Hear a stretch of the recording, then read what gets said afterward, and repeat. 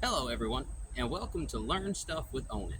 I am Onen Wintercrow, and today I'm going to be teaching you guys how to crow like a crow. Um, Here in the Deep South, there's two types of crows.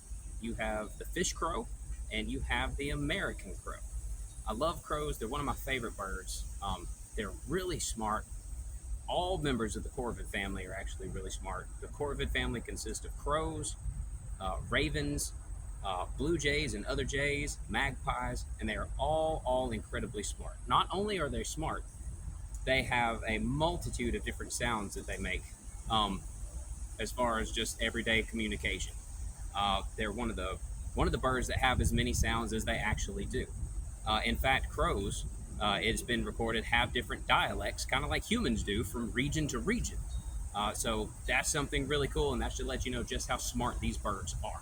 So today we're going to be focusing on the American crow, and I'm going to teach you guys how to crow like one. So there's a two-step process in learning how to crow like a crow. Okay? The first part is the sound. Kind of like you're in a choir. That's the sound you're looking for.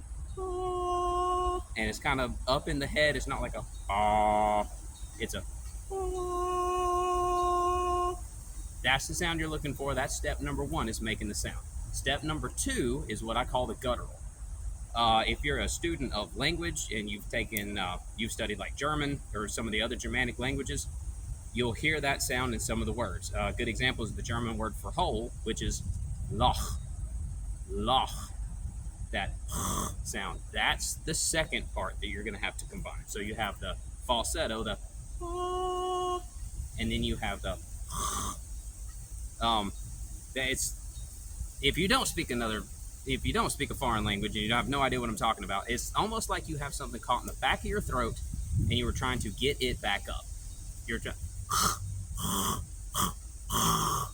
like that.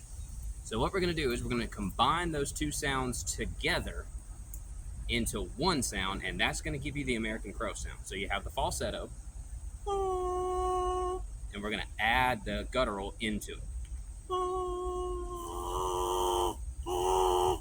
That's what you're looking for. You could also reverse it if that way's too hard. You could start off with the guttural and then add the sound.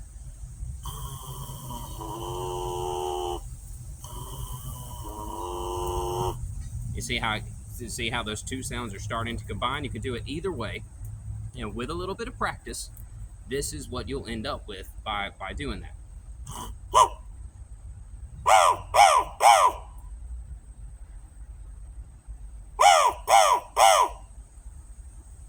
You hear that? I've been calling crows for a while now. Actually, probably for the greater part of about 2 years now, I've been doing that. Couple of things, couple of key things to think about or consider. Your throat is really going to hurt after you practice this for a little while. I know for about the first month, my throat was killing me. It's something that your throat's got to get used to, your vocal cords got to get used to. So if you have a sore throat for a little while, that's okay. Second part is this technique is really good when you're trying to call in crows that are off somewhere else. If you have crows in the vicinity already and you try to do this crow call, you're going to scare them away. They know you're not a crow. You sound close to a crow, but they can tell the difference. They're like, hey, there's this crazy human out here that's trying to, talk to us or something.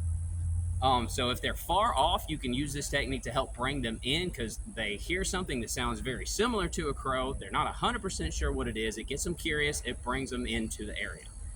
So if you have no crows in the area, you can do that, and then they'll start to come in. Once you've gotten good at it. While you're practicing at it, they're not going to do anything because you sound too messed up at during the practicing stages of it. Another thing to consider: practice this in your house, not out around where crows can hear you. Because if you do it too much or it sounds like a distress call, they're going to associate you with danger, and it's going to make your job twice as hard trying to call these creatures in, right? So practice this when you're in your car, when you're at the house, when you're somewhere where you're not outside where they can actively hear you. I don't have a problem doing that out here. The crows around here know me.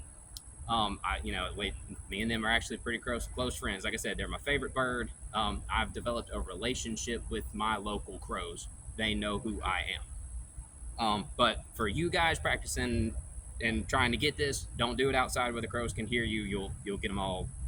If you do it wrong, you're gonna make is gonna make the process harder for you. So those are the tips that I have as far as calling crows in. I'm gonna have a couple of more videos about how to do it, how to make friends with crows. I got a bunch more videos on that coming. So if you like this video, feel free to hit the like button. Feel free to leave a comment, subscribe to my channel, or do all three. It'd be much appreciated. I'm Onen Wintercrow, and I will see you guys next time.